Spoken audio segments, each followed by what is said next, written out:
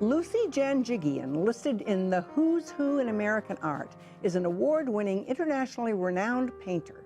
4 of her series of paintings have been professionally produced into narrated art videos that have been translated into several languages and distributed worldwide. What sets her apart from most artists of her stature is that her art is rooted in humanitarian concerns. A devout Christian, she paints to bring attention, understanding, and compassion to the displaced people of the world, from the biblical to the contemporary American homeless population.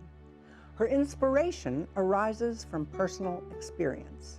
Before she was born, her parents escaped from the Armenian genocide in Turkey.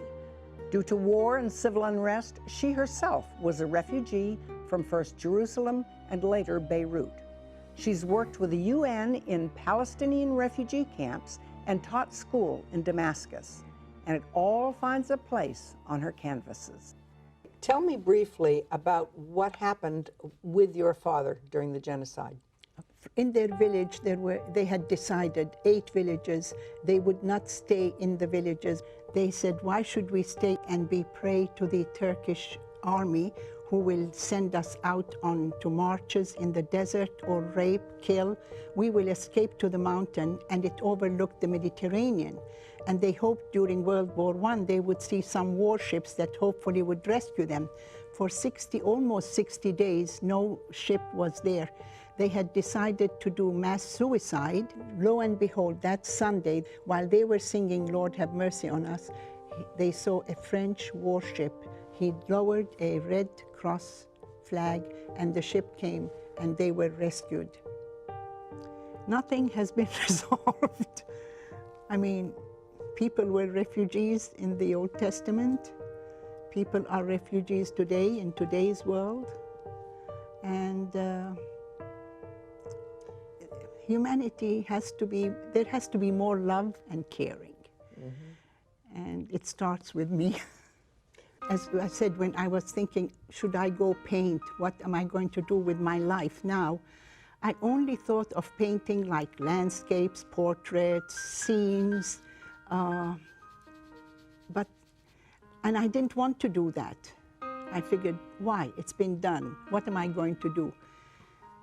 But then when I started doing stories of my faith and stories of humanity, my parents' story, the refugees, to show my deep emotion and caring for like the homeless and those who are evicted from their land and their homes. In the 70s, 80s, I would see so many homeless in New York City. I just had to get it on canvas. Again, I did one and thought I've done it, and I ended up with 18 in the series.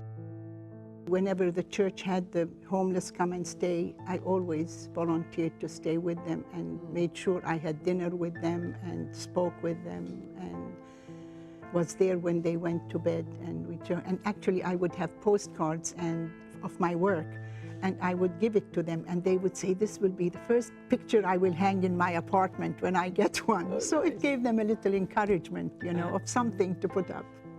What is it in those paintings that you think really touches people? Why are so many people drawn to that homeless series?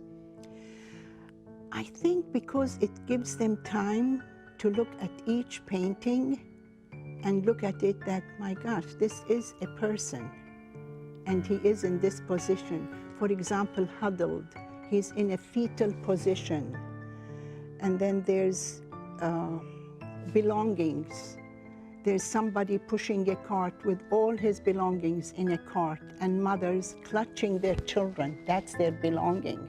Mm-hmm. You know, it's down to basics, and to me, it makes them human and gets people's compassion.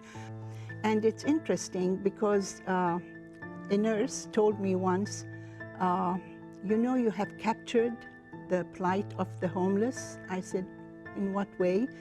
And she said, you have done their feet, that they have been misformed. They are swollen, they have big bunions. That's the first part of the homeless that goes, sort of is broken because they don't have shoes, proper socks, and they're walking all the time. I had never realized I was doing it. What do you most want people to come away with? When it comes to humans, I think to bring about caring, compassion, to evoke empathy, that others are human, no matter what their state of life is. I mean, how downtrodden they have become, they're living on the street, they're still our brothers and sisters. That to care and get empathy for others.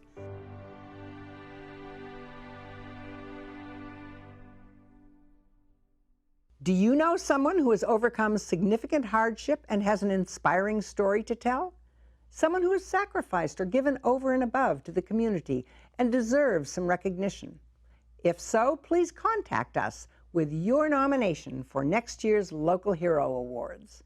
To find out more about our local heroes and to watch interviews with all the winners, visit our website, midpennmedia.org. At the Mid-Penn Community Media Center, you can make your own videos and television programs and take classes in all aspects of media production.